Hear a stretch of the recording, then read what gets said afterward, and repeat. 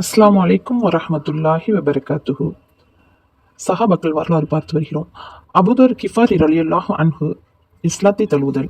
ஹஜ்ரத் அபூதர் கிஃபாரி ரலியல்லாஹு அன்ஹு அவர்கள் பிரபல சஹாபி. பிற்காலத்தில் அவர்கள் பெரும் துறவியாகவும் மார்க்க பேரன்களில் ஒருவராகவும் திகழ்ந்தார்கள். அபூதர் ரலியல்லாஹு அன்ஹு அவர்கள் பிறரால் அடைய முடியாத அளவு மார்க்க கல்வியை பெற்று அதனை பாதுகாத்து வைத்திருந்தார்கள் என்பதாக அவர்களின் கல்வி சிறப்பை பற்றி ஹஜ்ரத் அலி ரலியல்லாஹு அன்ஹு அவர்கள் கூறுகிறார்கள்.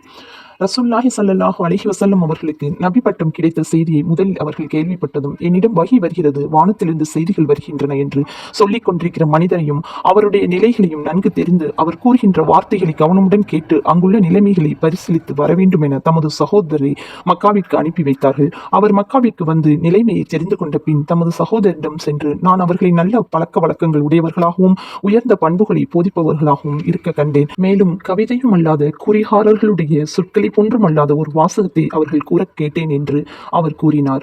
ஆனால் அபூதர் ரலியல்லாஹு அன்ஹு அவர்களுக்கு அவருடைய பேச்சில் திருப்தி ஏற்படவில்லை. எனவே பயணத்திற்குரிய பொருட்களை தயார் செய்து கொண்டு தாமே மக்கா நகர் வந்து நேராக மஸ்ஜிதுல் ஹராமுக்கு சென்றார்கள். ரசூலுல்லாஹி ஸல்லல்லாஹு அலைஹி வஸல்லம் அவர்கள் யார் என்று அவர்களுக்கு தெரியாது. பிறரிடம் கேட்பதும் நல்லதென்று பட்டது.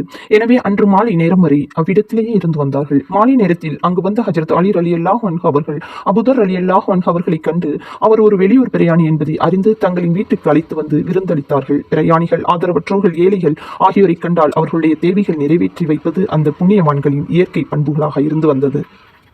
அவ்வாறே அபூதர் ரலியல்லாஹு அன்ஹு அவர்களை அழைத்து வந்து விருந்தளித்து தங்க வைத்த அலி ரலியல்லாஹு அன்ஹு அவர்கள் அவர்களை பற்றி தாங்கள் யார், எங்கு வந்தீர்கள் என்று ஏதும் விசாரித்துக் கொள்ளவில்லை. விசாரிப்பதையும் அவசியம் என கருதவில்லை. அவ்வாறே அபூதர் ரலியல்லாஹு அன்ஹு அவர்களும் தங்களை பற்றி எதுவும் கூறவில்லை.